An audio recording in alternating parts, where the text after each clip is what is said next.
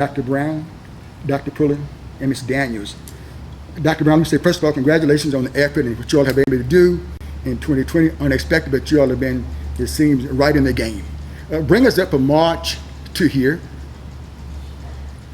So in March, we know that we started hearing more and more about this pandemic and possibly being closed as a district. Our students possibly at that time not being able to return to school. And then finding out that our students would not be able to return to school. So basically what we had to do is to stop and begin to prepare for a way to provide the instruction for our students. During that time, we utilized our district's Facebook page, the local radio stations or media outlets, as well as our district's page, to begin communicating what we were going to do for our students as it pertained to providing classroom instruction. Our faculty and staff, our instructional staff, teachers, the academic team all got together and began creating instructional tactics, and we uploaded those to our district's web page for our students to be able to access.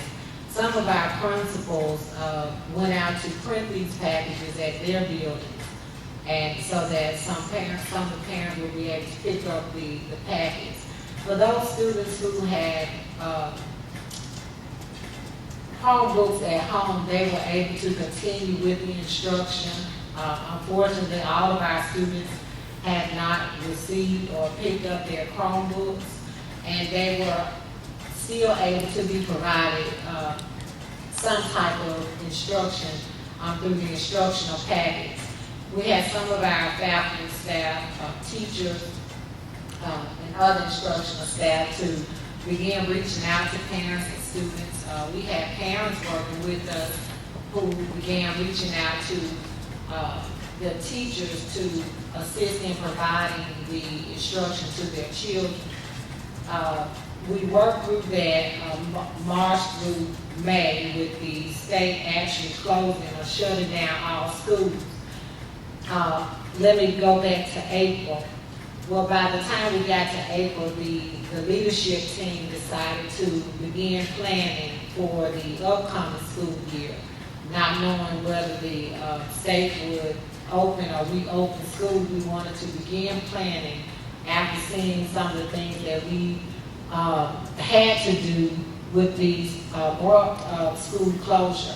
And so we began planning for the upcoming school year in April. In addition to that, the state assessments were waived, so our students weren't able to take the state assessments, and we used those results from those assessments as part of the planning for the upcoming school year. However, prior to us leaving school in March, we took a comprehensive exam, and so we did have those results, and we're going to use those results as we continue to plan or enter into this school year. Our students did miss 9 weeks of instruction, and so our plan is to review those standards and those skills with the students when they return to school this August. So the planning continued through from April throughout the summer, even up until today. We were able to offer our students the opportunity to participate, our high school seniors, in a graduation. It was a non-traditional graduation. However, we were still able to offer our students the opportunity to walk across the stage. Everyone who longs for graduation knows that that is the experience that you wait to have. And so we wanted our kids to have that opportunity to walk across the stage. The planning continued. We have met and participated in many of the sessions that are offered, the reopening informative sessions that are offered by the Mississippi Department of Education, as well as the state superintendent We're also looking outside of Mississippi and seeing what other school districts are doing as we're planning for the upcoming school year. We do understand that it's still challenging and it is a process, but we want to involve everyone and we want to hear input from everyone. So we started within, speaking with our administrators. We met with our faculty and staff to discuss the possible reopening plans. Our board of trustees, we were meeting and have met with our board of trustees to discuss the reopening plans. And not only are we discussing, we're listening to the comments and listening to the questions that will help us to make the best plan that we can for our school district. In the recent days, we scheduled meetings with the parents and the students and stakeholders at each school. So we've had 12 meetings with today being the last of the 12 meetings with all of the parents who were able to join us online, whether it was through phone call or virtually. And we discussed the reopening plan and we were able to respond to the questions in real time and allow parents and the students and the stakeholders to ask us the questions directly. And we want to do that at this time because as we planned, we wanted our parents to hear that the effort and the care that we took into planning to reopen schools. We didn't want them to feel like we had just come together and come up with some solution. We actually put a lot of thought and time into planning. And so when it was time to present it to parents, we wanted them to know that this was something that has been in the making since April. In addition to that, we met with other Delta area superintendents and their teams to discuss plans for reopening. And in doing that, we were asked to present our plan to the Delta area superintendents and teams. And as well as we did share our plan with those districts. And we did it also because just as with the community stakeholders, we wanted to hear their comments and for them to give us feedback on the plans that we had submitted to them.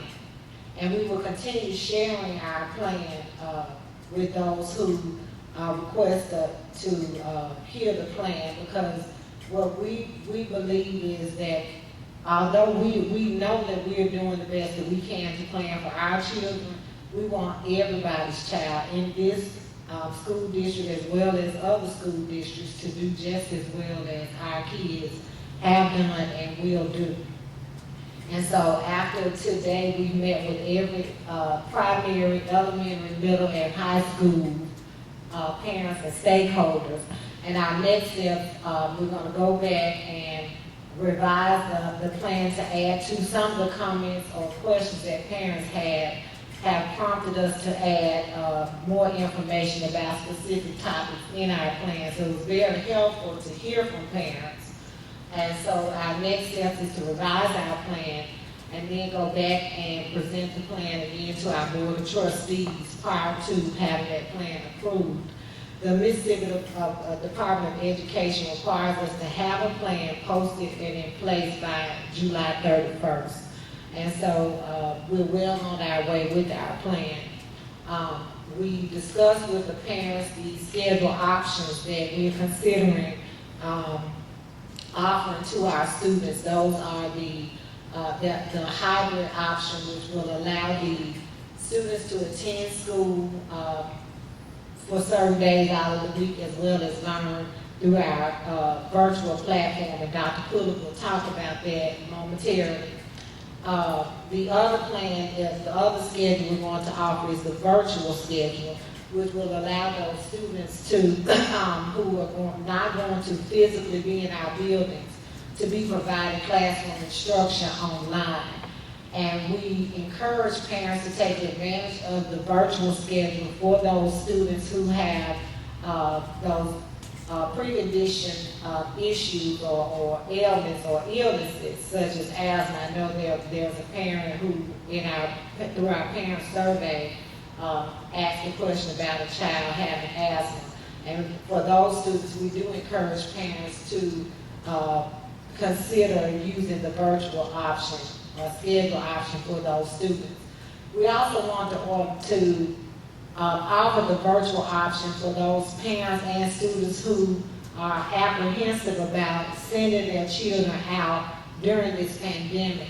And so what we wanted to do during these meetings was to reassure them that we do have a plan. It is a well thought out plan, it's a solid plan, and we have things in place so that those students will receive quality instruction through their online or their virtual platform. We also talked to parents about the restart of school. August 3rd is the first day for faculty and staff to report back. August 6th on our calendar was the day that we had set in our calendar for students to report back to school. However, we discussed with parents that although August 6th is the first day of school's start day, we want our students to be in school virtually. So all of our students for the month of August will attend school virtually. And that is to get them used to this online platform as well as to make sure that our faculty and staff are trained properly to receive students when we open our doors so that the students are able to come in. We just want to reassure parents that we're doing everything on our end to keep their children safe.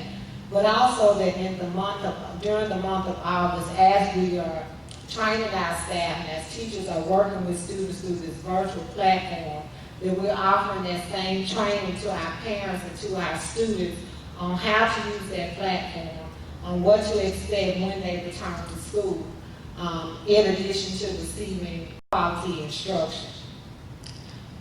The September 8th on the calendar is the day after Labor Day, is the day that we have slated to open the doors to receive our students. And for those students who will be following the hybrid schedule, meaning that they will attend school for a certain number of days during the week as well as virtual. However, I've informed parents that even though it says on September 8th, face-to-face / virtual, if these numbers continue to rise, we will continue that virtual schedule. So we have Dr. Pulley and his team, they have prepared virtual schedules for all students. So regardless of what schedule they follow, in the event that there's a school closure, instruction will not stop because all students still have a virtual schedule. With that being said, when we get to our winter months, in November, we're going back to our all virtual schedule because that is the time where students start displaying cold symptoms and other types of illnesses related to that part of the year or season. And so we spoke with the parents about that, and we were able to hear any questions or comments they had. And we wanted to open up that platform to hear questions because we want to keep our parents informed. We want to provide them with accurate information and clear up any misinformation that's out there as well as disinformation that is out there. We want to make sure that parents have an opportunity to see our faces, to hear our voices, to speak to us. And so we provided that time for them today, but also offer to them that if after we finish this meeting, if questions did arise, that we were more than willing to come back to meet with them during another time. So that's just a small part of the planning which has taken place. And I know I'm missing a whole lot of other stuff that we've done, but that is what we wanted to do. Now, when I want to go back to the hybrid schedule. Because I said that using a hybrid schedule allows students to attend school for a specific number of days per week, as well as work online. What we wanted to do was to make sure that we were able to provide some face-to-face instruction for all students. Now, there are districts that are going totally virtual, and our districts, every district has to do what it feels is best for its district. But we wanted to, in this district, provide some face-to-face time for our students, especially the students in those early foundational grades. So, in following that hybrid schedule, all of our pre-K through 3rd grade students will be able to attend school on Monday, Tuesday, Wednesday, and Thursday. Friday in this district will be an all virtual district, and all virtual learning. So students will be learning online on Friday. Those students in pre-K through 3rd, they will have Monday, Tuesday, Wednesday, and Thursday at school if the parents choose to send them. However, if not, it is perfectly okay for those students to log into the virtual platform, because we will train every child from pre-K all the way up until 12th grade on how to log into this platform. And the platform that I'm speaking of is one that is required by the Mississippi Department of Education. They require us to have a learning management system, and that learning management system for us is Canvas. And so basically it's a one-stop shop to everything that a student and a parent needs. If you recall, I said that when the pandemic first, when the numbers came and we had to close schools, we had to utilize, we along with other school districts had to utilize Facebook, our district pages, local media outlets to get information out to parents. Well, with this learning management system, all of that information will be housed in this particular platform. Students will be able to interact with teachers. Teachers will be able to speak to students, teach their courses through this platform, see their students, and students will be able to see them.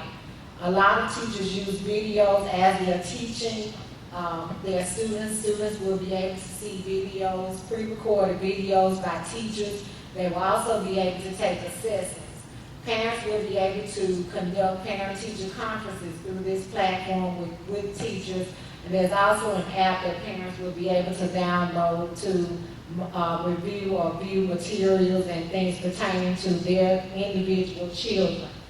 So that is our learning management system. So we have that in place.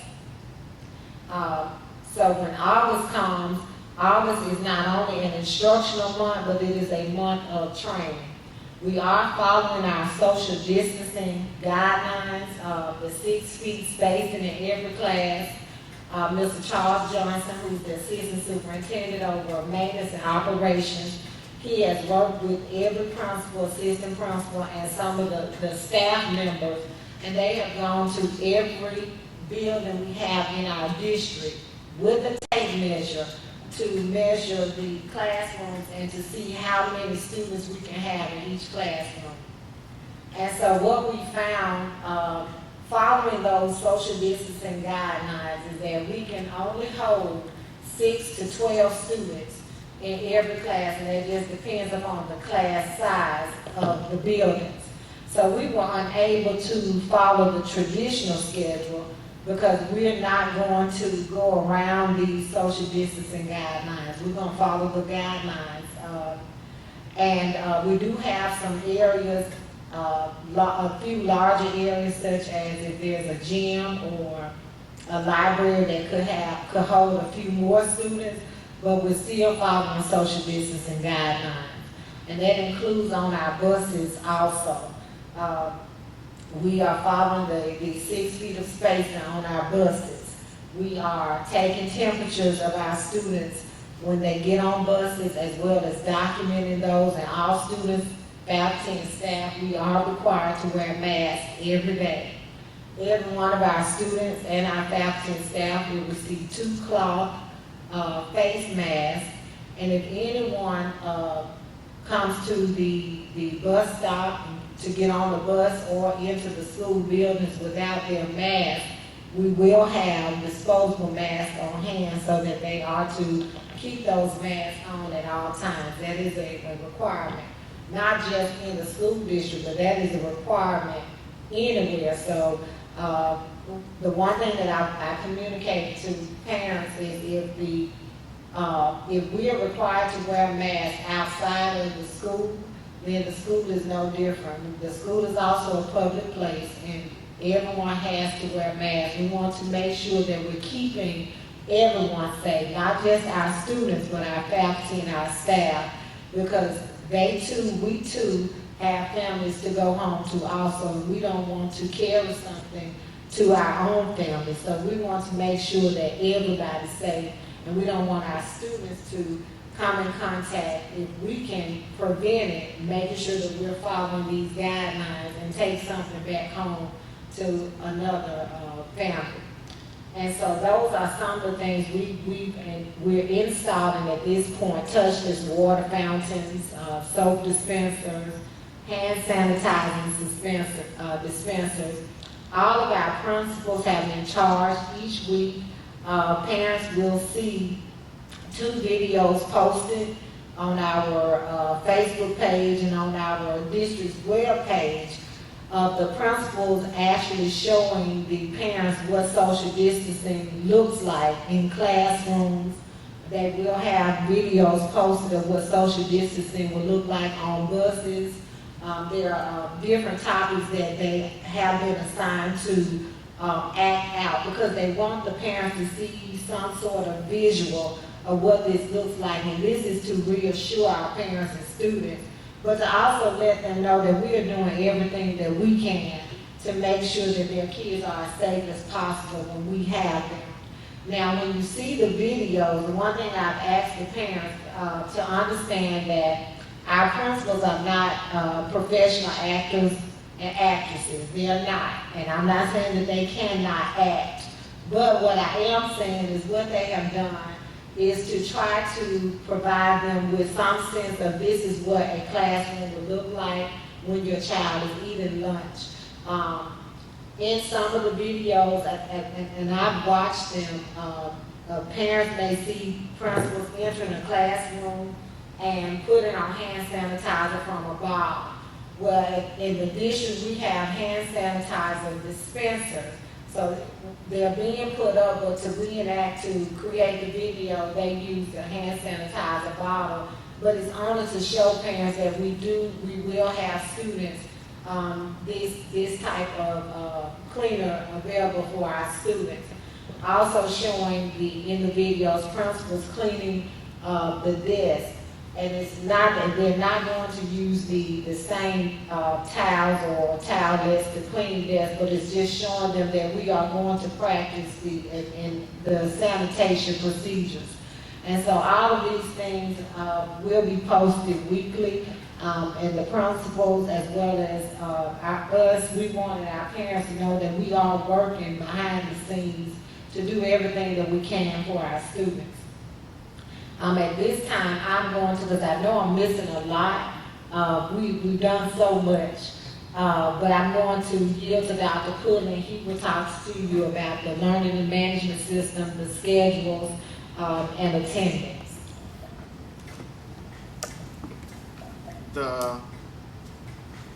The mission of the Greenwood-LaFleur Consolidated School District is to unify, educate, and prepare all students for college and career by providing a high-quality learning experience. Even though we are operating and trying to figure our way as anyone else through this pandemic, our mission remains unchanged. As a district, we continue to seek ways to provide that high-quality learning experience for our students. We just can't provide it traditionally. So we are working so that we can provide a high-quality learning experience for our students through a hybrid model and through a virtual model. As Dr. Brown stated, we are working with our district staff and our school staff to develop virtual schedules for each student. This will allow our students to continue to participate, continue to engage in learning, even though they may not be sitting face to face with our teachers. Our focus in our school district is investing in our future by developing every student. So we have invested in a learning management system called Canvas to make sure that our students have a platform to which they can, as Dr. Brown mentioned, it's a one-stop shop for students and parents to receive everything that they need as it relates to students' instruction. Our students in grades pre-K through 12 will have access to their teachers, to their the curriculum and pacing guides that are provided, to assignments, to live modeling sessions done by teachers, and to pre-recorded videos that may be created by teachers in order to best assist students with assignments and lessons that have been created. We are working as a staff to ensure that our students in the month of August are participating in activities to help close any learning gaps that may have occurred since we've been out. Our students have not physically attended school since March 6th. And so that is a very long time. And so we recognize that, and we are working to close any of those learning gaps in the month of August as we begin school, to work with students on those skills and those objectives that in all subject areas, to make sure that before we move forward, we make sure that we catch them where they are in order to improve achievement. Our goal number one in our district continues to be to increase student achievement. So in order to do that, we have to catch them where they are, and then brainstorm strategies with our teachers to help them improve. Our curriculum team, Mrs. Daniels is representing here as a part of the curriculum team, have been working to revise pacing guides that teachers use to plan lessons and to determine what it is and at what pace that they will provide the instruction for our students. Ms. Daniels, I'll pass the mic to her. She'll speak about the work that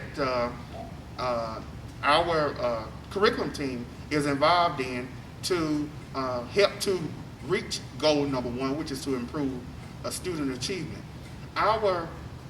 One thing that we've been sharing with our parents is that we want to encourage our parents that we need their help as relates to virtual learning. We know that students will be at home completing assignments. So while we do have teachers available and to assist them, we have to, one, make sure that our students are logging in each day. And so student attendance, as we know, is taken on a daily basis. If students are present, they're marked present. If they're absent, they're marked absent. So in the virtual environment, MDE has informed us that in order for a student to be marked present, they must be logged into the learning management system. Is there another time they must be logged in when they log in? Okay. Our curriculum team is working on guidelines and protocols which will establish for our students that they must be logged in on time and how long they should be, because the learning management system tracks how long the student is logged in to the system. So it is a very detailed system that all of us are being trained on at this time. But our curriculum team is working on that as well, so that all students know in every grade what is expected of them as they navigate through the Canvas learning system. But it is going to be very important that parents assist us in making sure that our students are logging in appropriately and according to their each child's virtual schedule. The virtual schedule, as Dr. Brown mentioned, is very detailed. It will show the teacher's name, at what time I'm supposed to take a particular subject, and how long that particular class will be. We also have included in there some transition time, time for lunch, time for independent study, time for homework, so that even though students are operating at home, we want to provide them with structure, because at the end of the day, we recognize that although students may not have a an 8-hour instructional day each day, but we want to make sure that we keep the academic focus where it is. Although we're in a pandemic, students still have to learn. We don't want any student to be left behind just because of the pandemic. It is very serious, and we are taking the necessary precautions as we should. But at the same time, we have to make adjustments as a district academically to ensure that our students are not left behind and that we can continue to move the needle with academic achievement. Ms. Daniel? Will breakfast still be served? Yes. Breakfast? Yes. Breakfast will still be served. In the breakfast and lunch will be served inside of the classrooms for students each day.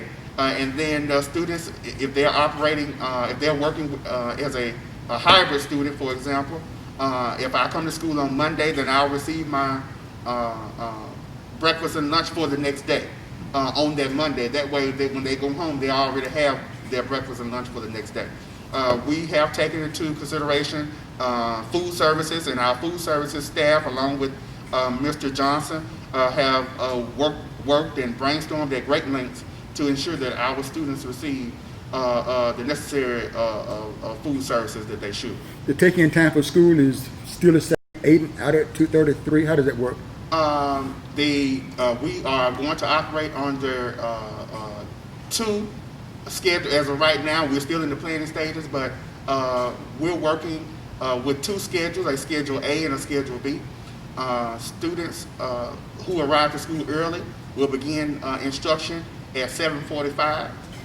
Students who 7:45. Students who arrive later to school due to busing issues, because Dr. Brown mentioned only 12 students can ride the bus, so buses are going to have to drop off a first load and go back and pick up others. And so that we're hoping that the second load of students can begin instruction by 8:30. And so Schedule A will go from about 7:45 to 12:30, and then Schedule B from about 8:30 to 1 o'clock would be the dismissal time. That's what we're planning. As we begin school and see how that works, things may change, accordingly.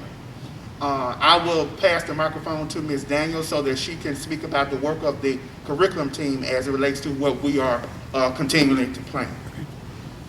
Okay, the curriculum team started in March, working with teachers, analyzing the data of where students were, where they were going to end, and how we could matriculate to the new year. We decided as a team that we needed to remediate what the students didn't get in that last 9 weeks, because they were working virtually, but they didn't have that face-to-face. So we decided as a team that we would start the new year off with review. So the first month of school will be review for all students.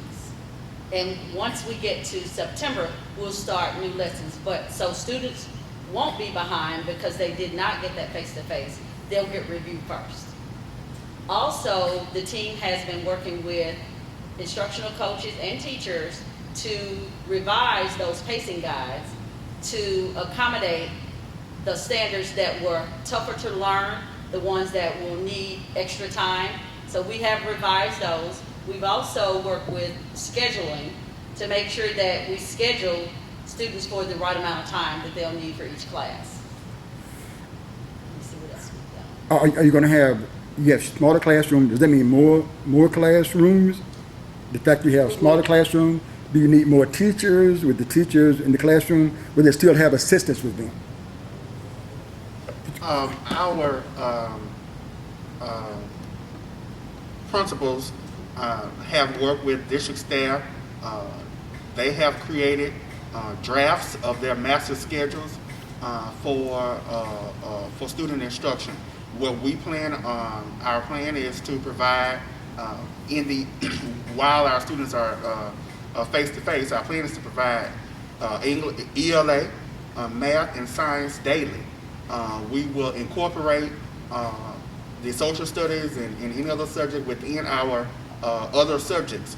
In those 4 hours, we want to make sure that we're focusing on ELA, math, and in some cases science. Our classroom settings will be smaller, of course, which means that we will have to utilize every space that possible in our buildings to make sure that we are, one, abiding by the social distancing guidelines.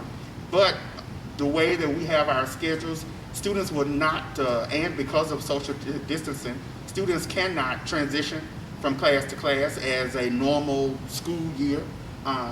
Teachers will transition from class to class to provide the instruction. So as the ELA teacher is finishing up, the ELA teacher will leave, and then the math teacher will enter and provide the instruction for those classes. Principals have created the schedule so that teachers will rotate, and all students will be able to have a teacher present to provide the instruction for them while they are face-to-face. Somebody's already said it, but as far as changing classes, that won't take place anymore? No. Gotcha. No, Okay. no, it was the recommendation of the, that was one of the recommendations in the guidelines, is that we do not, students do not change classes to limit the spread. And so we have worked to develop master schedules to make that happen. Sanitizing stations in every classroom? Yes. Gotcha. And also, the days that the students are not in class with the teachers will provide videos, so they won't miss a day of instruction. If they're there Monday and they are not slated to be there on Tuesday, the teacher will provide the instruction via Canvas, via video, so they won't miss any instruction at all.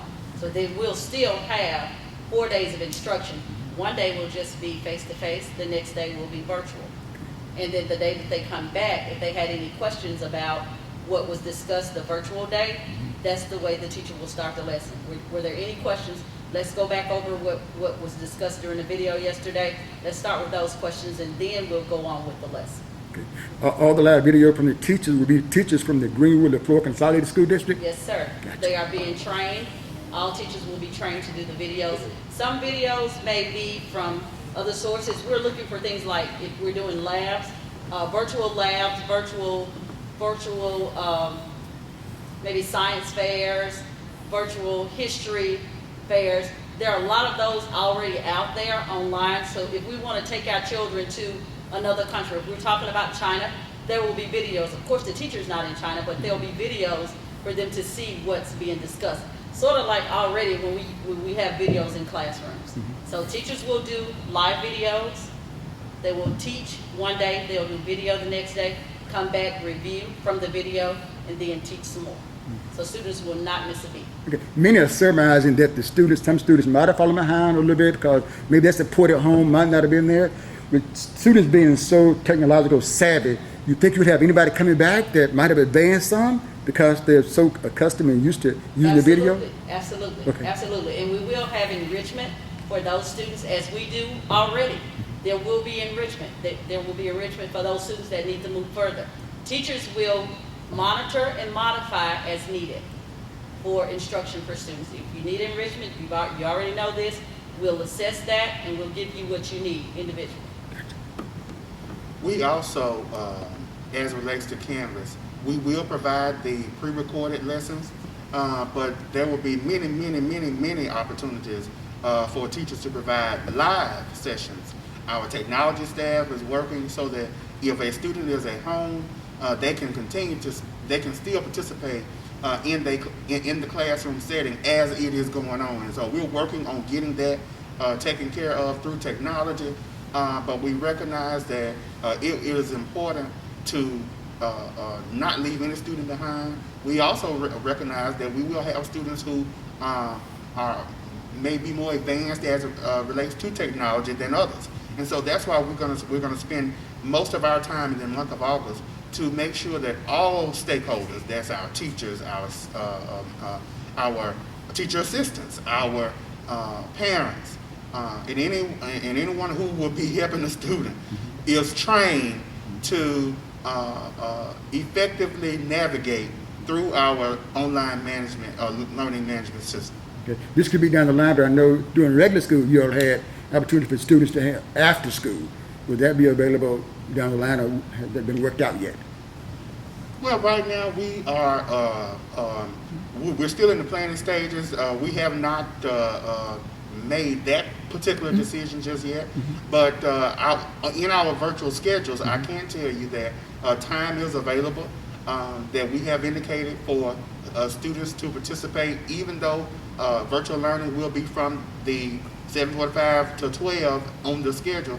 We have indicated from 1 to 3:30 that time for students to participate independently work independently through Canvas, completing homework, assignments, watching videos, listening to feedback from his or her teacher. And so as we move forward and get into our program a little more, I'm most certain that all teachers will have continued access to our students. I will say this, Canvas does not close at 3:30. Okay. Canvas is an online 24/7 system. So what it also does is, I think that gives us, along with our teachers, the opportunity to assist our students even more. Because if I'm working for example, if I'm working with my child, my 7th grade child at home at 7 o'clock when I get out of work, then if that teacher is online, because Canvas actually shows who's online, if you're in a particular, so if the teacher is online, I know we have committed and dedicated staff members who wouldn't mind assisting those individuals who are needing the help at that time, whether it's 7 o'clock at night or 12 o'clock noon on Saturday. Dr. Brown, before you move further a little bit, a lot of work has been taking place. Talk about your budget. Has this stressed your budget at all with having to make all the changes? Yes, making the changes as well as getting the supplies and putting things in place so that the faculty and staff can be safe, so that we can make sure that we're following the guidelines. There are a lot of expenses that do come with that budget-wise. So we're watching, how we spend and what we're spending on, and working to get those things that are truly necessary in order for our district to function as well as to survive throughout this school year. So as it pertains to the budget is very stressed. Keeping in mind that we do have old buildings. Our buildings are really old, and we are continuing to renovate and make updates to the buildings. But I cannot stress enough how much work and repair that will continue to be needed to all of these buildings, because they're very old schools. And so even with that, in addition to making these repairs, providing the much needed and required supplies that are going to be needed to get us through this pandemic, it does stretch the budget. It places stress on the budget. But I do want to go back to something Dr. Pulley said, the question you asked about the lunch for our students. Whether a student decides or whether a parent decides to allow his or her child to follow the hybrid or the virtual schedule, we will provide lunch for all of our students. So if students are coming to school, pre-K through 3rd, if they're coming to school Monday, Tuesday, Wednesday, and Thursday, they will be providing lunch in their classrooms. But on Thursday, since Friday is a virtual day, those students will receive breakfast and lunch for Friday. For those students who are on the A and B schedules of the high school, middle school, from 4th through 12th grade, those students are either coming to school on Mondays and Wednesdays or Tuesdays and Thursdays. So if I'm a student who comes to school on Mondays and Wednesdays, on Monday I will eat breakfast and lunch in my classroom. Before I leave on Monday, I will receive breakfast and lunch for Tuesday. On Wednesday, I will eat breakfast and lunch in my classroom, but also receive breakfast and lunch for Thursday and for Friday. And so we want to make sure that all of our students still were able to receive the 2 meals that we are required to have been provided for them. For those students who are working in a virtual setting, Mr. Johnson and his team, they're working to provide the meals for the week for those families. And he's going to send out guidance regarding how those meals are to be picked up and distributed. So we're going to make sure that all of our students are able to receive 2 meals from the school district. There was something else, Dr. Pulley. And I also have, and it'll come back to me, Ms. Hudson, she's actually joining us virtually through the Office of Transportation, and she spoke with the parents today about some things that will be required for the busing of students in the district. And I want to allow her the opportunity for those parents who were unable to join us over the course of these days as we had the parent meetings. She provided some information regarding transportation. And with that being said, we really need all of our parents to register their children. The schools, the office staff at each of the schools are available from 8 o'clock to 3:30 p.m. every day to walk parents through registering their children online. So we need the registration so that we can create the bus rosters, school schedules, and make sure that we have what we need for our students. Also, the principals will be providing dates for distributing materials to all of our students to use at home. And some of those materials include the Chromebooks, textbooks, workbooks, and any other materials that the kids will need that will remain at home while they're learning in that virtual environment. But I'm going to allow Ms. Hudson to comment about transportation. Ms. Hudson.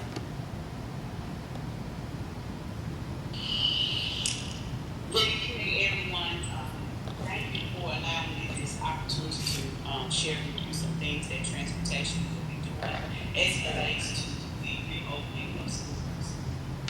One thing I want to assure you is that we will sanitize our buses. They will be sanitized between routes, and I want you to be mindful that transportation will look nothing like it looked before in years past.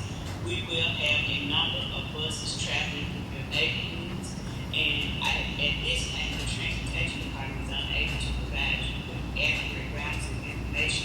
And this is due to registration. We're waiting on registration to close so that we can go ahead and formulate those routes and get that information out to the public and the parents so that you will understand how transportation will operate. I will give you an example of what you may see at this time. Whereas we can send 2 buses in the neighborhood or subdivision to pick up 60 kids, now it will look like 5 buses will be going to that neighborhood. Each bus will carry a maximum of 12 students, 1 driver and 1 hunter. That's all that will be allowed to ride the buses. We will send those buses in there. Your children or a child will be assigned to 1 bus. Just because 5 buses come in your neighborhood, the children cannot ride any bus they choose. They will be assigned a bus. The driver, along with the transportation department, will work to stop how the kids will board the bus, and this will avoid our students from congregating at bus stops in large numbers. So we will have assigned buses, assigned loads, and we'll make sure that we implement this procedure throughout the hybrid time that we're in school. Also, one thing that I must stress, our children, drivers, and monitors will be required to wear masks. This is mandated from the city of Greenwood, and it's stated earlier this year that it probably will be mandated in the full county as well. And however it is a mandate of Greenwood for the Consolidated School District, we want to go along with the guidelines for the CDC, from the CDC, as it relates to practicing safely for this pandemic, and during this pandemic. The one thing that I want to assure you, whatever address your child is registered at, that's the address that we will pick up and drop off at home. We will not be allowed to drop your child off at another location. We implemented this in agreement with the Florida Consolidated School District last year. This is due to various safety reasons and liability issues. So again, make sure that you reach out to the Transportation Department, which is myself and Mr. Ted Anderson. We can be reached at 662-299-5521. Again, that number is 662-299-5521. We will answer any question as it relates to transportation. Are there any other questions or Ms. Hudson, a lot of people, places are taking precautionary measures about checking the temperature. Would that be done on the bus or at school anywhere that you know of? Checking the temperature of a student before they enter the bus. Yes, I wasn't for sure if Dr. Brown had stated that Okay. in the beginning, but the temperature of the bus driver, the monitors, and students will be taken prior to the boarding the bus. Thank you.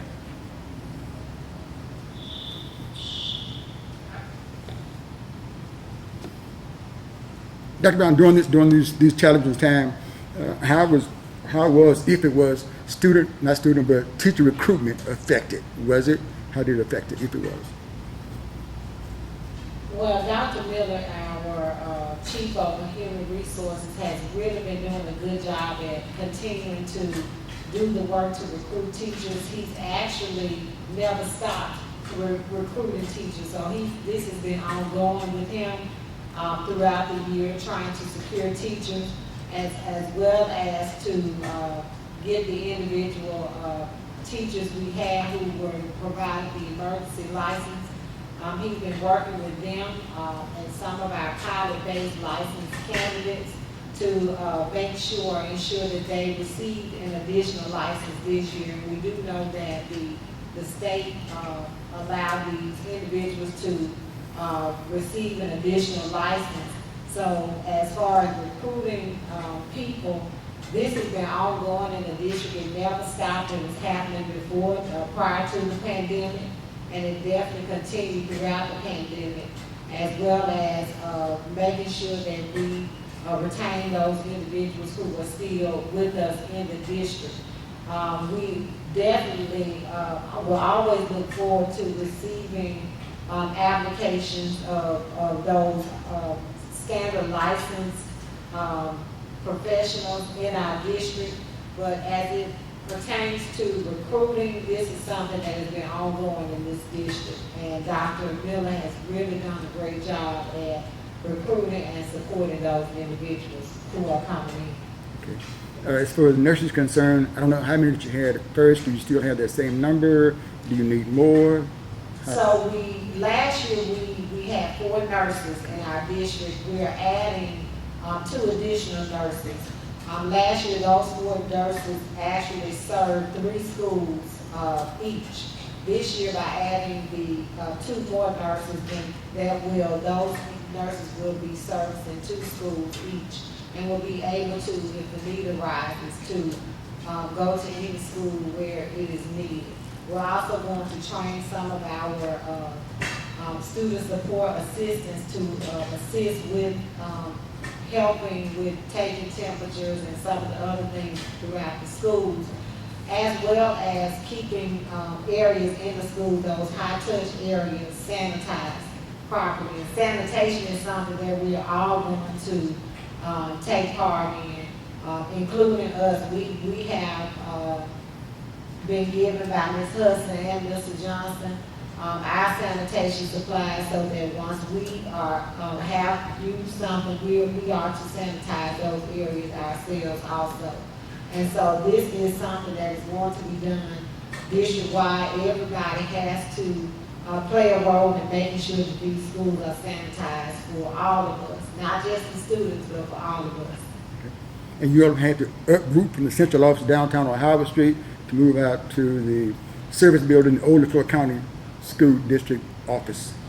Right, so the central office on Howard Street, they're making some repairs, or they're, getting ready to make some repairs downstairs. And what that will do, we will have to move out of that building in order for the companies or whomever to move forward with making those repairs. So we are now, in the process of relocating over to the, Educational Services Building to continue, our work.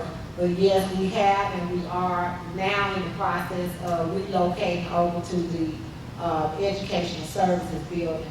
Our chiefs who were housed in this building are now, they will be working in the schools. Each of them are assigned to a school, but they will support the entire district.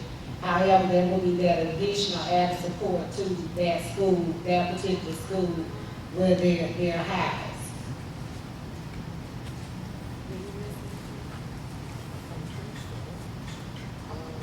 All of the parents, it was a very positive experience with our parents.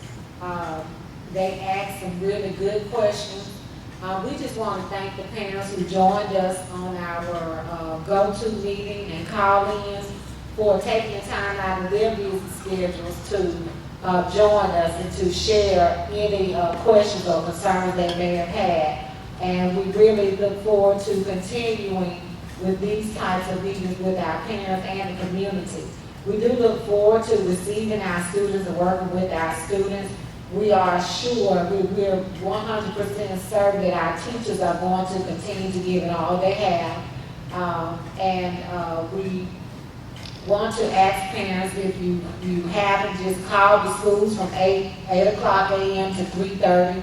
We need all of our students registered.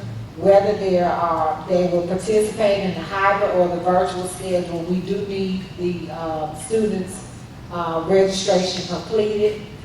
Students are required to wear uniforms when they report to school. So uniforms are required when they're in school, and masks are required to be worn at all times. We are asking parents that when school starts, or if you're coming to the building, or if your child is sick, or you're sick, or you've been exposed to someone who has contracted coronavirus, to please stay at home. For parents, if your business with the schools can be handled via telephone, by all means, please call the schools and do everything you can to get that handled before you come out to the schools. I think that is it. But I do want to thank Ms. Daniels and Dr. Pulley for joining us today. Thank you, Mr. Hall, for allowing us to share again our plan. Thank you, Ms. Hudson, for always working hard in transportation. And we just look forward to a different, new, and we will definitely say an exciting school year, because this is definitely different, and we're just glad to be a part of this school year. Hire employees that he has recommended. Get that aside.